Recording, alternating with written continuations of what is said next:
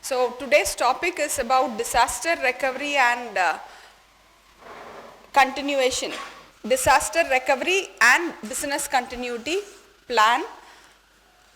I am not a compliance officer, but I've tried to understand what a plan or a policy is, and I've given you 3 examples of plans. Okay, one is from an academic institution, another is from a general policy document, and the third is for a business or a company.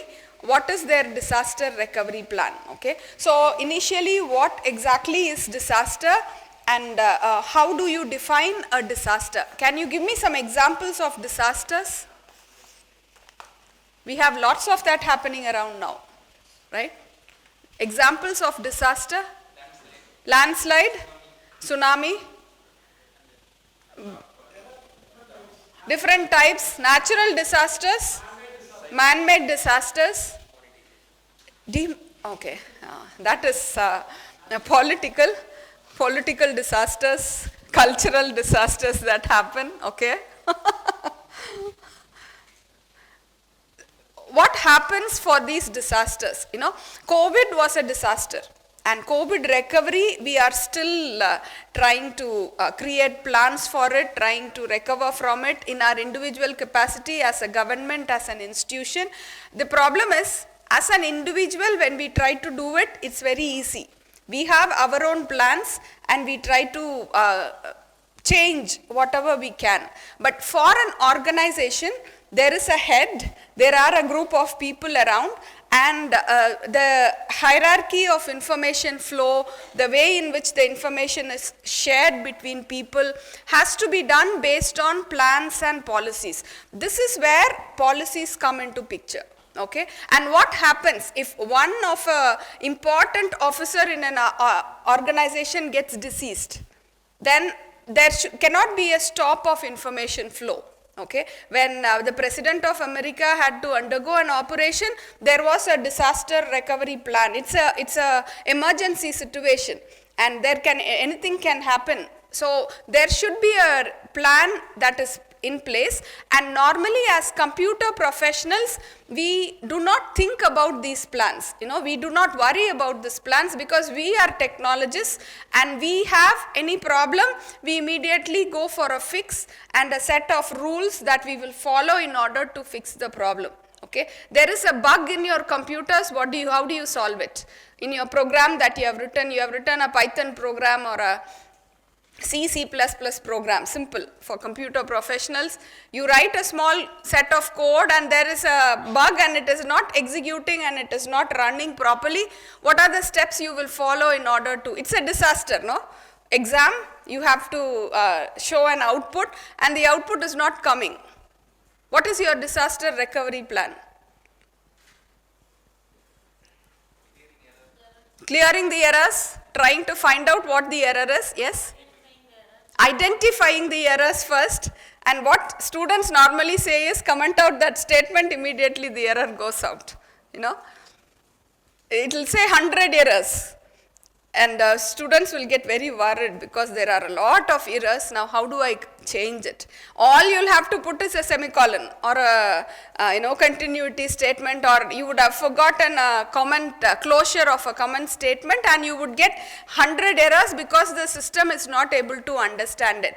Disaster recovery is a plan, it's a set of policies which we do. So what we normally tell students when you debug is, you have to have a plan. If there are more number of errors, you will have to look for simple problems in your code and try to fix all that. Then you trace down the code. Only a logical error is difficult to find out, whereas a syntactic error, now we have intelligent systems that automatically tell you. IntelliSense tells you where exactly you have made a syntax error, and we don't even have to remember that. And now latest we go to ChatGPT, it gives you whatever code you want. Okay, and you type a problem statement, it gives you a beautiful set of code. Even if you type, give me a disaster recovery plan, your GPT would give you a beautiful plan laid out for us. Okay, so how do we as humans get over whatever AI can do now in order to make our own plans for the problems that we face. Disaster recovery plan is a strategy designed to minimize downtime. What is this downtime? For you and me, downtime is a break. We are academicians. In class, say PPT is not working, 10 minutes free time. No? Faculty will be meddling with the laptop and you have a free time. Whereas for a company, the downtime is in terms of money. You know, it would run into so many crores of loss, rupees loss for a company, and the downtime has to be minimized. For YouTube, even if it is 0.1 second, the server goes down, the stocks have a steep fall. There is a link with the stock market, and it will affect the reputation of the company. And you look at Visa, PayPal, all those are said to have high integrity systems, you know, compliance policies, then contracts, everything would be highly confidential, built on a lot of integrity base. And even if one breach occurs in their system, you and I will lose our confidence on the financial systems. Okay, so it reflects in the amount of money that is being spent, and this downtime has to be minimized. You cannot eliminate downtime. As long as human beings are involved, as long as systems are involved, as long as disasters happen, even if you say that you have the best type of systems in the whole world. You know, I remember reading Israel's type of security that they provided with. You know, they had surveillance, they had air surveillance, they had an iron dome, they had everything, and then these people just blew up the walls and walked inside, happily inside. Why? Because they took, they went beyond technology, you know, used old-fashioned means in order to burst into the system. This is where you cannot eliminate downtime, but you have to have a plan for disaster recovery. So the downtime is by restoring the data and IT infrastructure after a disaster happens. How much time do I take to let that happen? Okay. So certain cases you can wait for a day, no problem. But in certain cases, even 1 second would result in millions of crores of rupees. If it is the MIS of NIT Trichy, you can take 1 day, 6 months, they will be very happy because their grades would be delayed, no? Giving out the grades to them. No problem, it doesn't affect, okay? Whereas you look at the YouTube system or Facebook servers and they have a downtime, there should be immediate recovery plan, okay? That is why if you look at Google servers, they use replication of data. Even if one goes off, the data is being replicated in another place, copied into another server, so that that server can be immediately instantiated. We had people from IDRBT, you know, the banking regulation board, doing their PhD here, and when I was interacting to them, they said that we try to create layers of security, because in a banking system, all you'll have to do is see that the banking server doesn't go down. So how will you maintain that? Because there will be power cuts, there will be hacking incidents happening. All you'll have to do is put one layer over the other, increase the number of layers, have a backup, have a DG power generator system, try to put more layers onto it, so that even if one layer fails, the other layer will provide with security, and they have a plan for it. This plan is what we call as a disaster recovery plan. It outlines, I'm not going into what is a disaster, because we have encountered a lot of disasters in recent times, and it keeps happening one after the other, right? It outlines the procedures and protocols of an organization, ensuring continuous operation within the company during and after the disruptive incidents. For a company, for an educational institution, to continuously continue doing whatever work we have without disruption, we try to have a procedure or a protocol, and this procedure or a protocol has to be predefined, known by everyone in the company, so that in time of a disaster, they would know what to do, when to do, and how to do. Okay. Say if there is a theft happening, there is a protocol to be followed. Immediately the security officer is told, the police is informed, and the scene is cordoned off. These are all protocols or steps. An accident happens. Immediately the victim is taken to the hospital.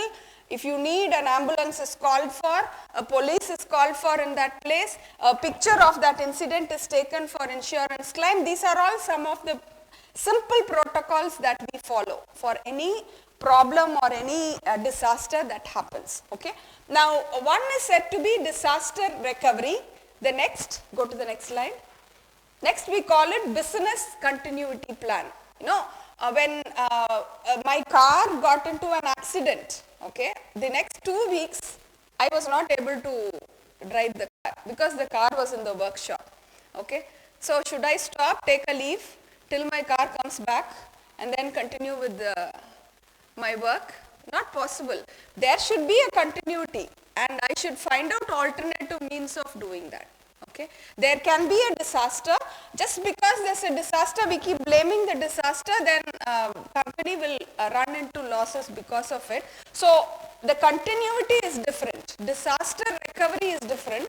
Continuity of the business is different. Even for recovery and restoration of critical IT systems and infrastructure. Okay. So after the disruptive incident has happened, we should have a plan in order to recover and a set of protocols to follow based on it. Okay. The next slide. So this is one example of a picture that I took. You know, this is a business continuity and disaster recovery planning.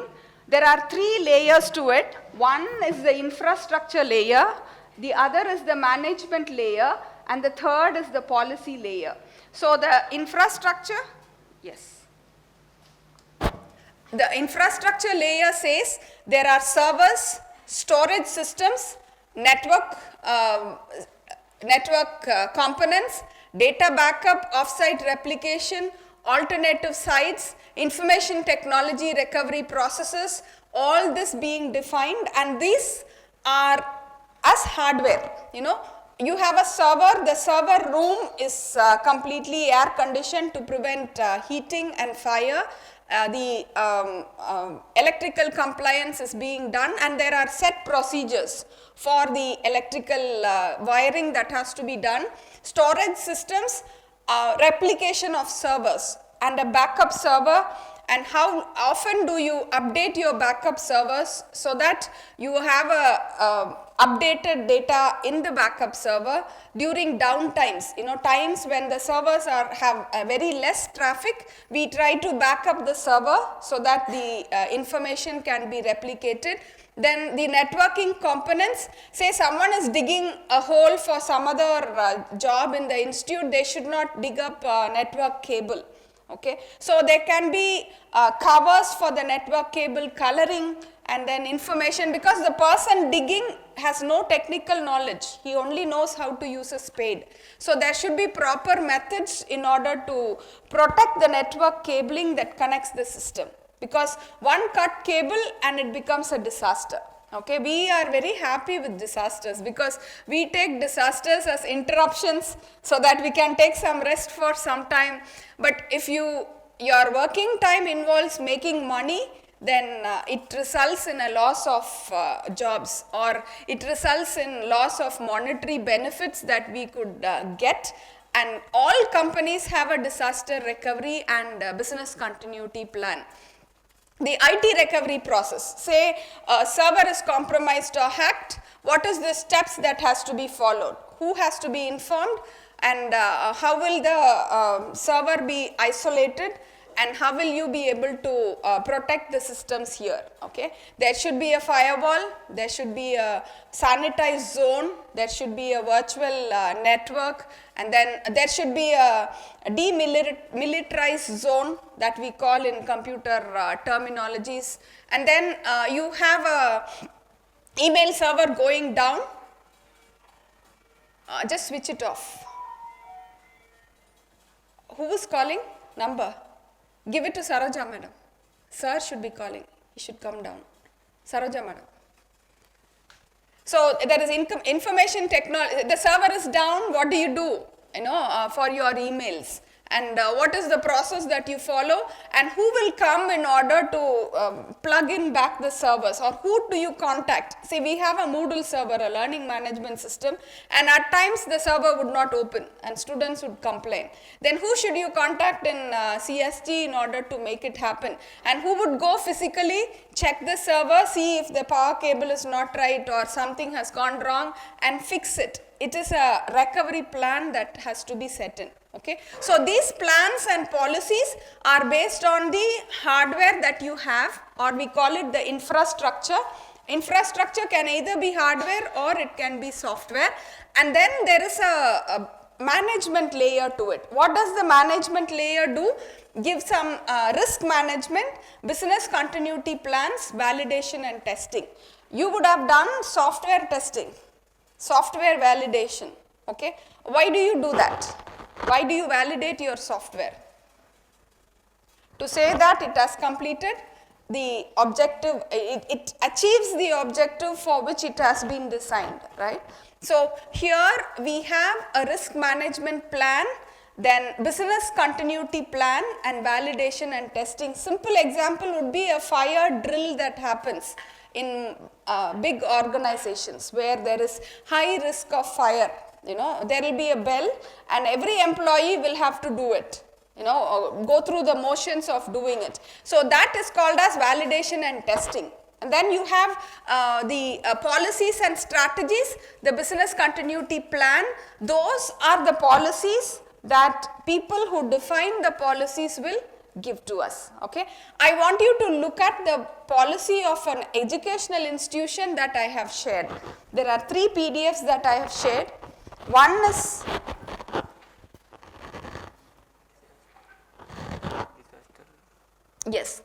Canford. I looked for small disaster recovery plan. No, this is a company's disaster recovery plan, the Canford disaster recovery plan. The document is very simple. There is not much technical details involved in it. But the information that they have given provides you with all that is required in order to make the business continuity happen, even if a person is there or a person is not there. Okay, so the plans or the policies are very, very important for organizational continuity, where if you are a startup, you would do everything for your problem, for your company. Okay, because you are the only person holding and you are the only person who is responsible, and you are passionate about the company that you have created. Whereas in a company of 100 employees, there would be 10 people who are passionate and 90 people who just come here for doing the job, for the pay that they give. So how do you, if everyone is passionate, you don't have to have a plan, because the plan will evolve by itself.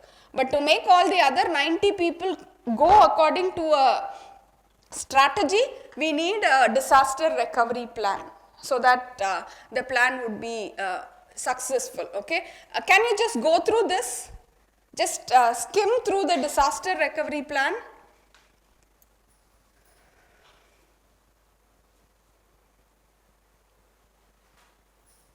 So here they have identified some of the disasters that happen around their area.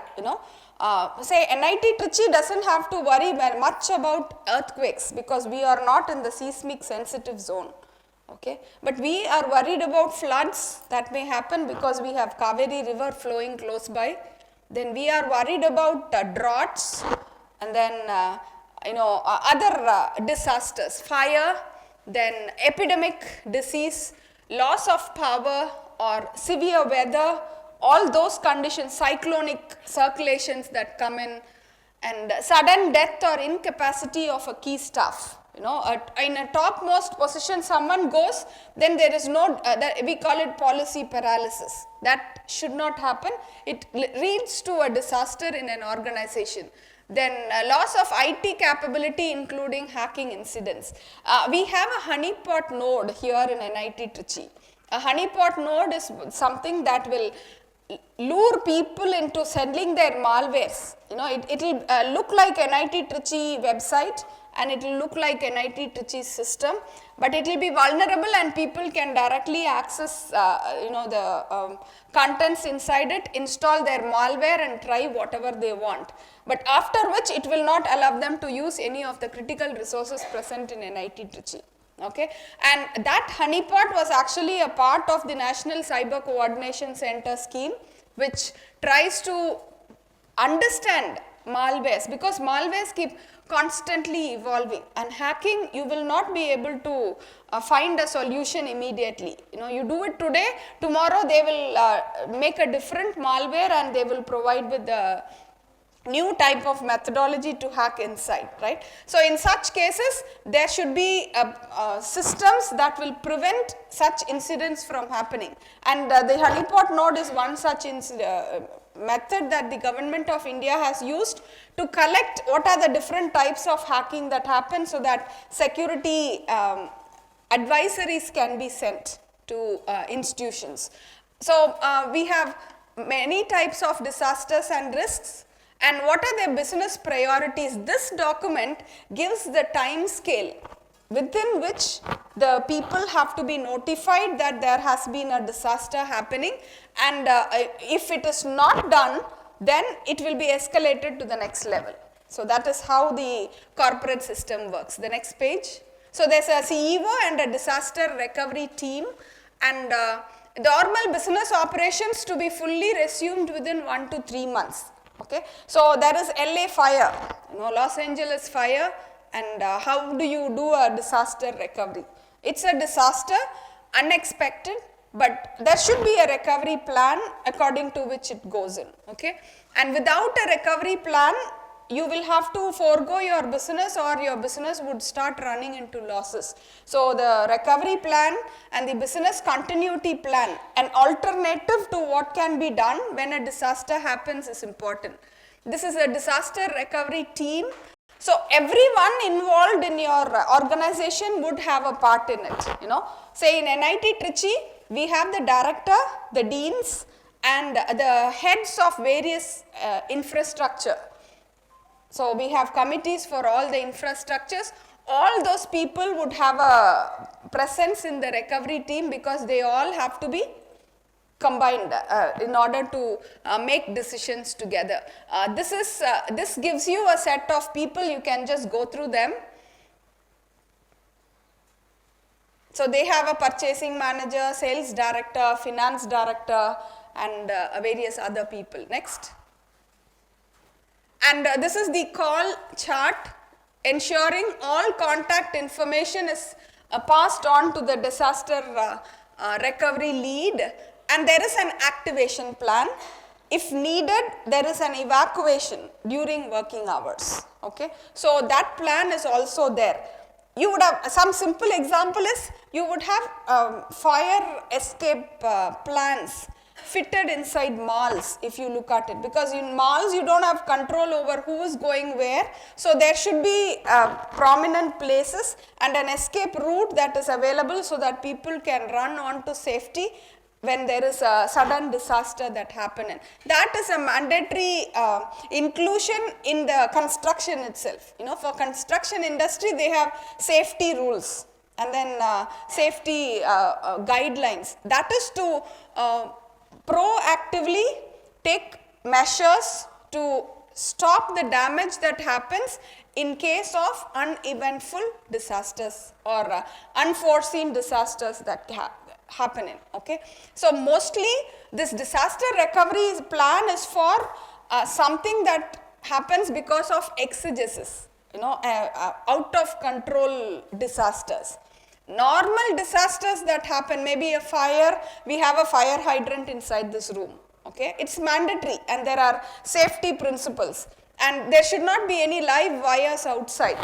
Okay, and everything should be encased, and you should have a ventilation, and it should not be a fully closed room. Okay, if it is a fully closed room, then there should be proper air vent, and air condition should function inside it. So there are a lot of rules for building safety that is given as a disaster recovery plan for common disasters that happen. What we are looking at is something that will happen maybe once in 10 years, once in 5 years, and it is unforeseen, which has not been experienced earlier. Still you have a recovery plan for it, so that the business would continue in that. Okay, it can be a simple disaster or a disaster involving a lot of stakeholders corresponding to a company. Okay, one pen drive not working is a disaster during a board meet. Okay, so everything has its own implications depending on where it is being used. So evacuation orders in terms of fire, emergency evacuation procedure should be followed. If it is not followed, then there will be legal consequences. The company would have various procedures to penalize the individuals responsible for it.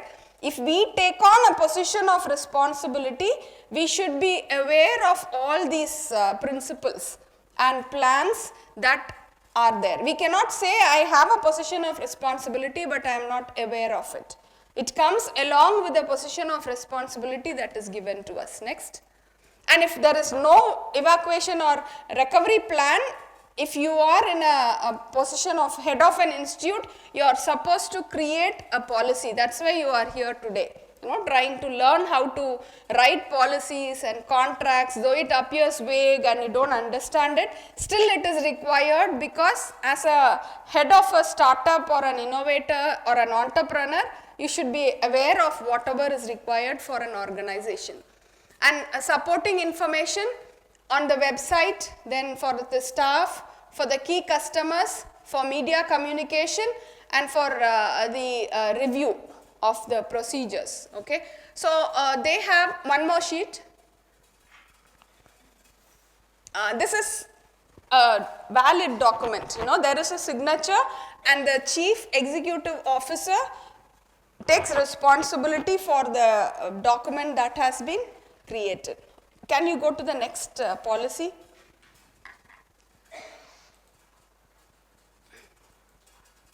No, not business, disaster recovery. No, disaster management, yes.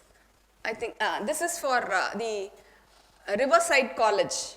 I wanted to look at an educational institution, since most of you were from educational institutions. This is their disaster management and business continuity plan.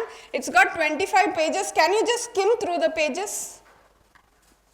And they have the general information, roles and responsibilities, control centers, immediate disaster action level, communication protocol, recovery and restoration, maintenance and testing.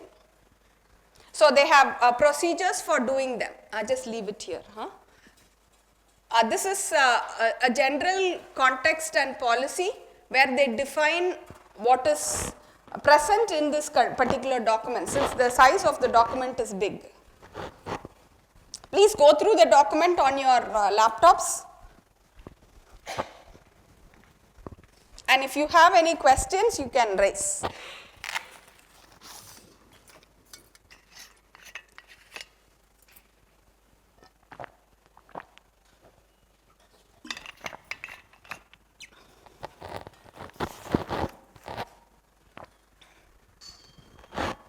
And phone madam time.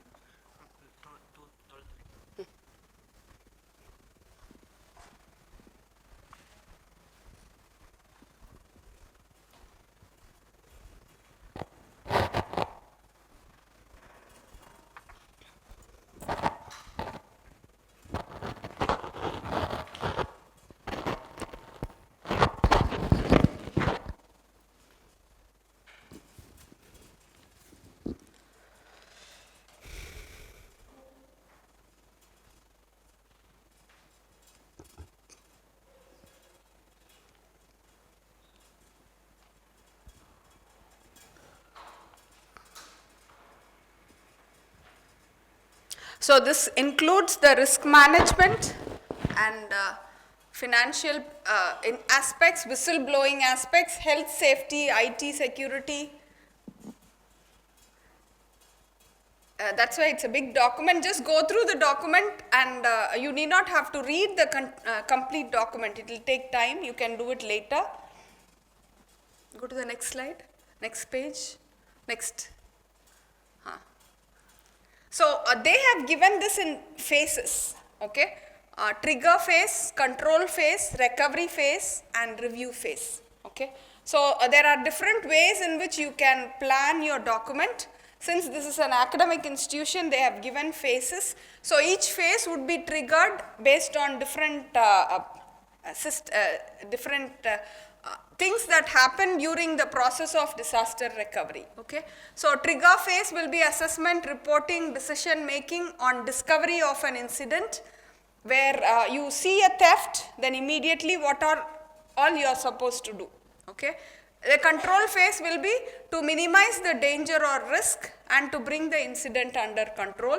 Then the recovery phase would be to react effectively after an incident has been brought under control. A review phase will be to debrief, analyze, and then review operations, okay. So unless you have a prior knowledge about the plan, you will find it very difficult when you are going through a disaster, okay. This prior information about the plan and making all the stakeholders aware of it is very important. In the US, you know, if you go into a university, you will have to take a set of courses. Once you get admission as a student into the university, you will have to go through all these policies and plans that they have in place in order to start using their laboratories. Now, one of my friend got admission into a prestigious university in US, and he said he had to complete certain online certification courses, and those courses involved safety concerns. He was from biotechnology. So they have some ethical rules, safety, and then how to handle animals and procedures for all that. And they have a course, a self-learning course that has to be taken in order to understand what are these policies and what are these frameworks. We don't take time to read all 25 pages. You know, we think that it's a waste of time. But for an employee in that college, it's important that you know about this, because your instincts have to kick in and you should be able to follow the procedures that are given here, right? So for that, normally awareness about the policy has to be given to all the employees, and most industries have a training phase, you know, 6 months training, so that you will fit into the given company and the company's culture, the plans, the policies, the contracts, everything would be explained to the individuals so that they will be able to fit inside. Go to the PDF.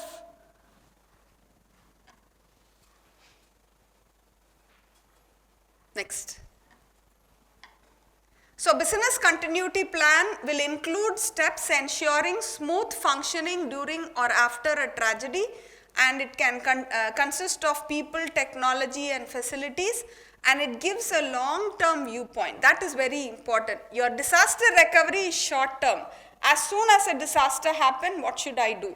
Whereas business continuity is long time. Should I use the same place or shift on to a new location? Okay, it's a continuity process decision that we take, and it involves all organizational and department stakeholders for the business continuity plan, whereas for the disaster recovery plan, it involves associated technical staff and IT personnel in them. Next slide. So this gives you a meaning, the scope, the objective, the time, components, who are all involved, testing and maintenance and communication. Can you just read it, and if you have any doubts, you can ask me. Please read the slide that is displayed on the screen.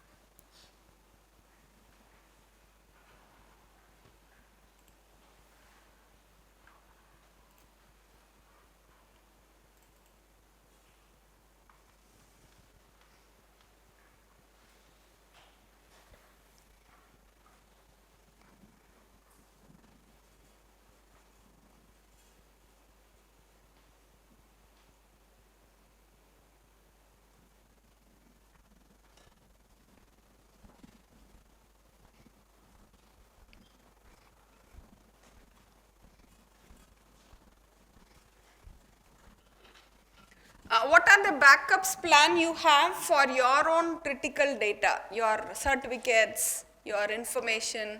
Do you have a personal backup plan? Strategies, fail over strategies and methods to restore systems, those are all technical aspects of it, okay? But for management perspective, who should be informed and what is the hierarchy and how much time should be spent in order to inform, within which the information has to be escalated, okay?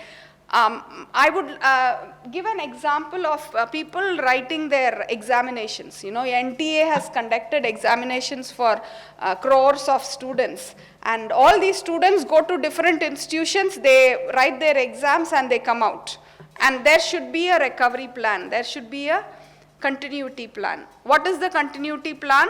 If a student doesn't report within a particular time, immediately the center head has to be notified. Whereas it need not be given to NTA, because NTA is not worried about it. The center head has to know. And if the student has caught in some problem, there will be a set of rules that has to be followed. And the center in charge would be held accountable if it has not been reported. Because after the exam, someone goes to the police station, files a complaint, there will be a person coming back to inquire. Unless you have backups of all the details according to the recovery plan, you will be held accountable for not going according to the procedures. Procedures and rules, protocols are very important in order to maintain flow of smooth flow when stakeholders, a large number of people are involved in it. Okay? What happened when there was this big billion day, no? They gave a big billion day and the servers crashed because the number of people who logged inside were more and they did not envision it. So then they had to have a recovery plan, they had to stop it and then try to continue the business, and there are other methods that they are trying to envision in order to make this happen. It can be both hardware, software, technical or policy, okay, management decisions that you take. Next. So these are the 10 elements of disaster recovery plan template. One is risk assessment. If it is not a high risk, we can ignore it.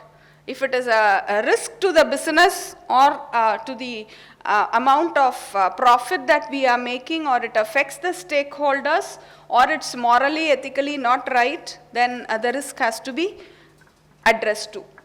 The business impact analysis, what will be the impact of this on the business? Say a cyclone coming, what will be the impact of it on the educational institution working? Okay. Now we wait for the collector to give us an advisory saying that schools and colleges are closed. The collector is responsible. He makes his decision based on the weather report that comes from the meteorological station, right? So it's a complex process that is involved, and there should be a set of rules, there should be a set of protocols that follow, and if it impacts the business, then there is a policy decision that is made.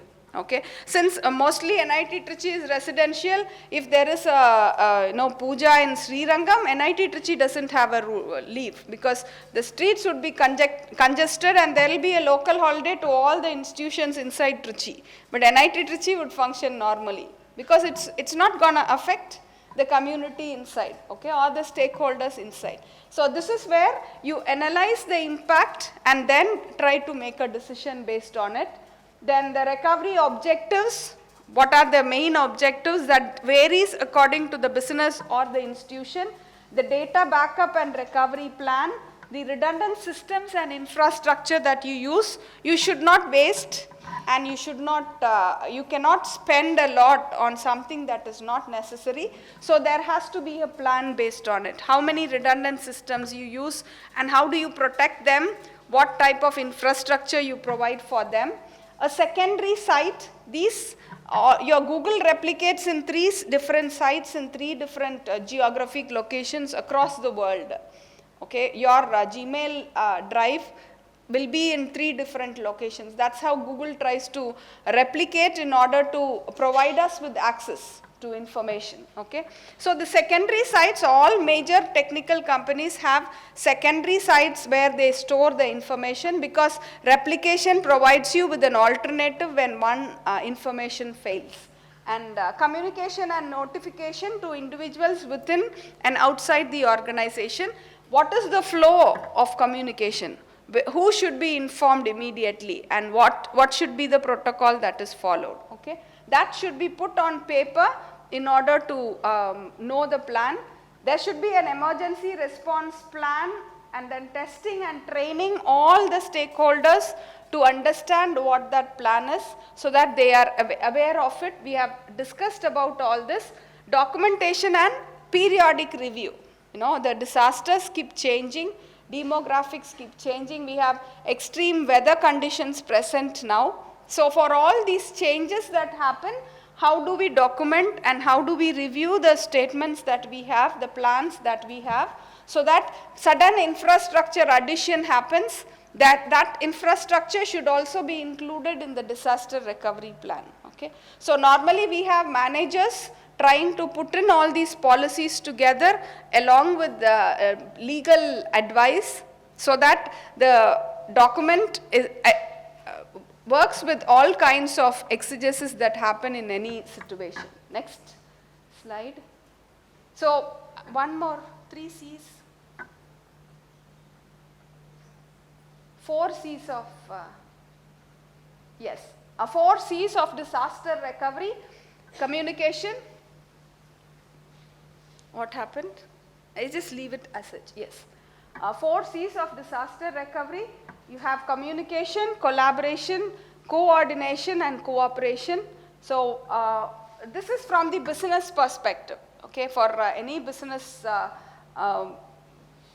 organization doing business, communication is for developing and maintaining effective channels for sharing information before, during and after disasters. Okay, and we would be held with criminal charges if we have not reported the disaster on time. Okay, or if we could have prevented the disaster and we had found lacking in certain safety standards, then there would be a criminal action against us, because we have, it's called as negligence of our duty as a principal or as a head of an organization to provide with safety standards for the employees given in the organization. Okay, so before disaster, during disaster and after disasters, we had marriage halls being caught on fire. Okay, so someone has to be held accountable. Recently we had the Kumbh Mela stampede. Okay, someone has to be held accountable, right? So there is some lapse in the procedure. We learn from it, then remake the document that we have and put in checks and places so that the protocols can be followed. Okay, because normally when a disaster happens, there would be chaos. So in the midst of chaos, someone should be responsible for the plan and carry out the plan, and they should be aware of the plan also, right? So that is very, very important. Then collaboration, you can partner with external and internal parties to identify challenges and responsibilities to recover from disaster as quickly as possible.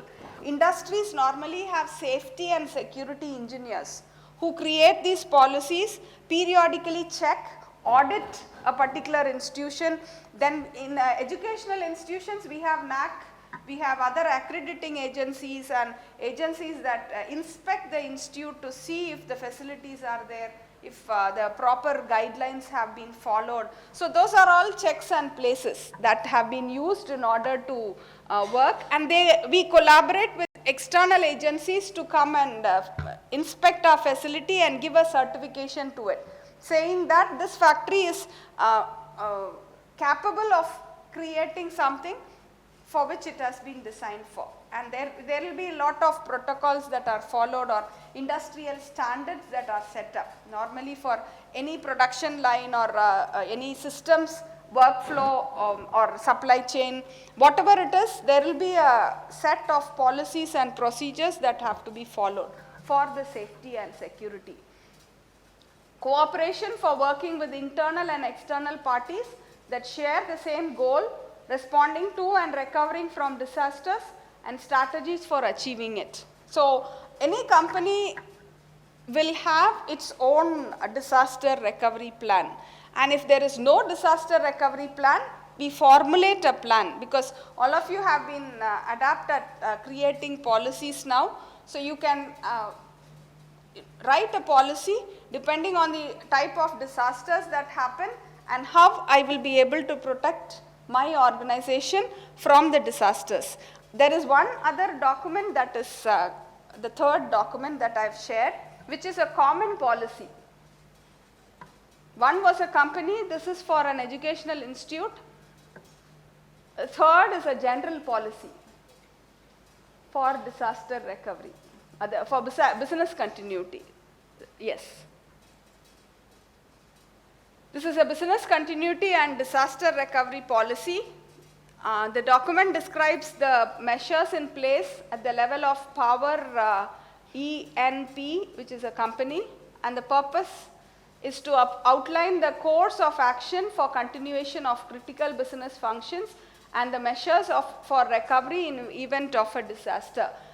This framing of this policy is itself a job that a person in the company does, and the policy is constantly reviewed in order to check if it has overlooked certain instances that happen, and then the policy is updated based on some problems that happen. So we have our board meetings, or we have our company executive meetings, wherein these policies are discussed and these policies are evaluated and reviewed to see if something new can be added on to it. Okay? So applicability, who all does it apply to, and they give the number of hours. Okay? General framework applicable for all potential threats, crises and emergencies, irrespective of their origin, severity and type, that may affect the company's essential operations. What is essential operations have to be defined. Now getting tea for the employees is not essential operation, right? But the server, the operation of the server, uptime of the server, or the number of users that access, those are all essential operations. And it also lists the number of situations. If you look at it, it's natural or man-made disaster, weather events, fire, flood, utility outages, pandemic, civil unrest, physical breach, unauthorized access, fire, flood, malware, ransomware, cybersecurity incident. This malware, ransomware happens if you have a server. Okay, so we'll have to have checks and places. Even if we have our own laptop, we have to have a check to it. So what we normally do is have an antivirus and then constantly update it if the system or the content that we have in our laptops are critical. Okay? So any system that you have, we should have a policy in place for power, telecommunications, servers, system crashes, then partners, suppliers, key personnel involved in the organization. So there are various facets to the organization, and all these are supposed to be considered. Then there are some assumptions that they are making. Which is the location of the company in which this policy will hold good? Because this policy is legal, and we have to abide by what is being told in the policy, right? Next. So they have given details of the premises. Then the data center, access to data and backup. So they have a cloud-based solution, and it's backup done via FTP. The server can be accessed from the laptop only through VPN connection, and they have some procedures. Okay? And the IT architecture behind the business model and how it works. So they keep expanding on whatever is required for the well-being of their company, for the continuity of their plan. Once a problem has occurred, how can you continue working and have minimum downtime or minimum disruption to the everyday work of an industry? Say, in a company, we don't worry about people not reporting to work because they will be replaced. Whereas if you look at a supply chain, if there is a machine failure, then the whole supply chain has to stop. What do you call it? Assembly line, I'm sorry, it's not supply chain. In an assembly line, if one robotic arm fails, then the whole assembly line has to stop, and then starting it takes a lot of time and effort, and it wastes a lot of resources. So we call it predictive maintenance, prescriptive maintenance, where we try to foresee that this part of the machine would lose their oil, and the oil has to be replenished. So we call it prescriptive maintenance, trying to foresee when it happened last time, when it will happen next, and even before it stops, you try to fix the problem so that you don't wait for the ball bearing to wear out in order to change it, but you change it within a prescriptive time. So we use analytics, ML models and DL models in order to use previous data to make these kind of predictions in them. So the IT infrastructure has its own set of recovery and disaster management plans with them. Okay, and we are using models, DL models, ML models in order to predict a disaster, and even hurricanes. The meteorological department would predict the exact path the hurricane travels through, so that people will be evacuated from the path and you would reduce the number of people who die. Okay. And now we have weather prediction systems also, but our weather prediction systems, I am not going to comment on them. Okay. We have a lot of technology going into it, and they are all disaster recovery systems. Okay. And even our weather systems have become disasters now. They just have a cloud burst and they say it will shine, and it just dumps rain onto a particular place. So the type of disaster also keeps changing.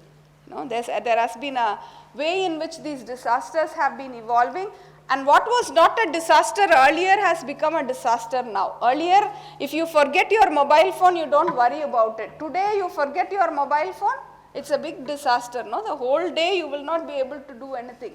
And you go to your company without your laptop, nothing works. Okay, you misplace your laptop, or someone steals your laptop when you are traveling to your company, then everything stops. Okay, so there should be a continuity plan, there should be a recovery plan, and the type of disasters also keep changing. Okay, any questions you have, you can ask me.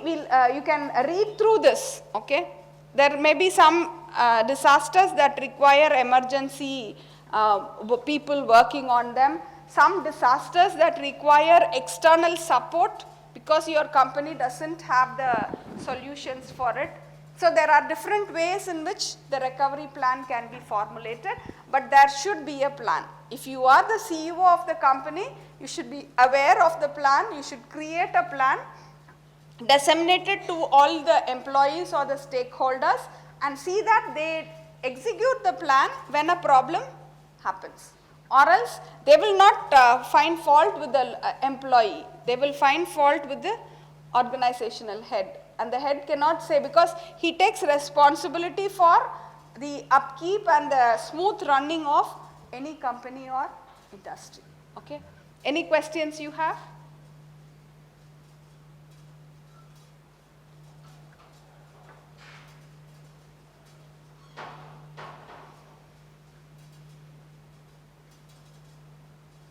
Please go through the 3 policies that have been given to you.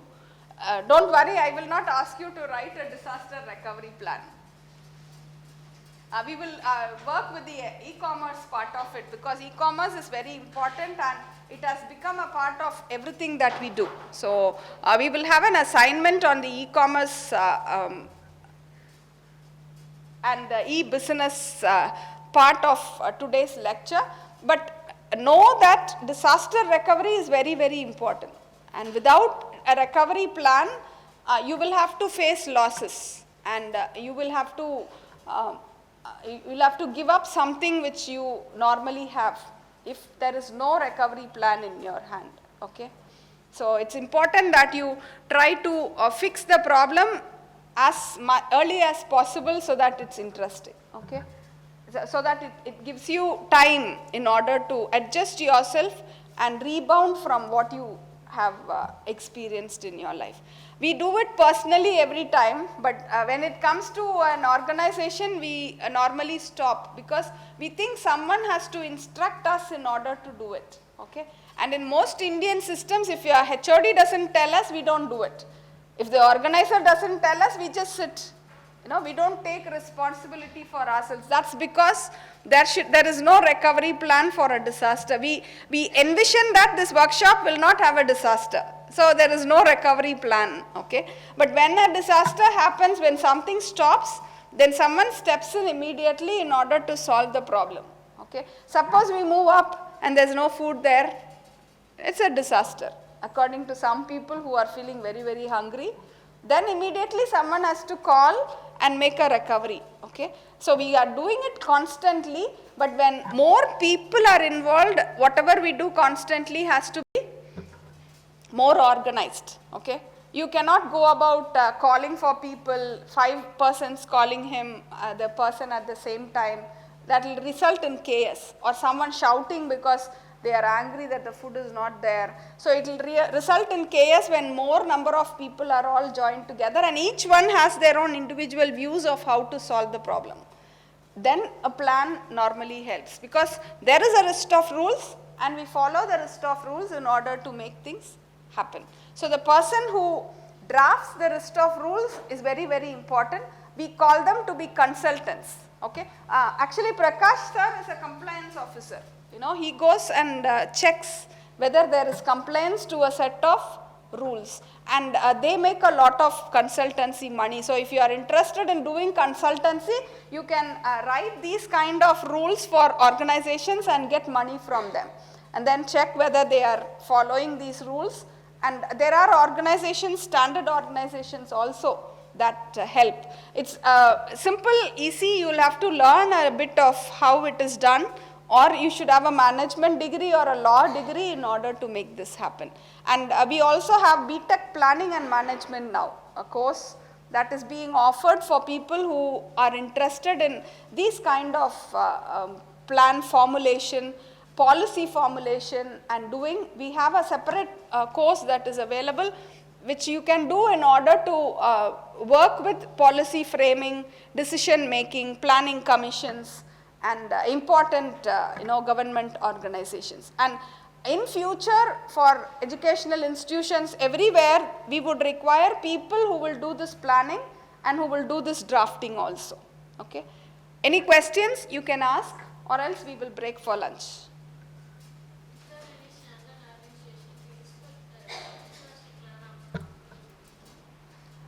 When a company is being established, I don't know the company rules, but there is a list of things that the company has to do, if I am right. So, Prakash sir would give you the right answer, but there is a list of preconditions before you register your company. As a company, there should be a compliance officer, a lawyer, a set of plans. For a small company, it normally comes in. When the size of a company increases, it becomes customized according to the company that you create.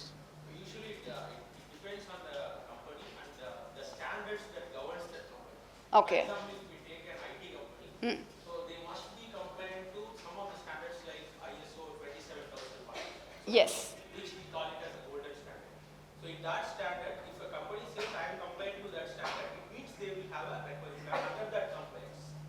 So all your ISO standards have a recovery plan given in them. The standard will say that so if you are compliant, you must have all these parameters.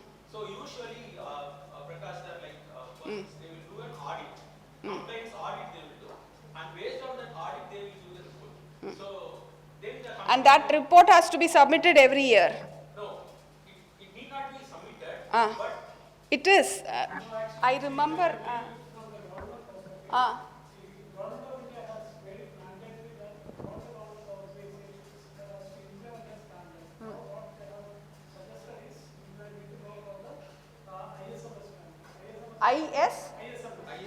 MS, okay.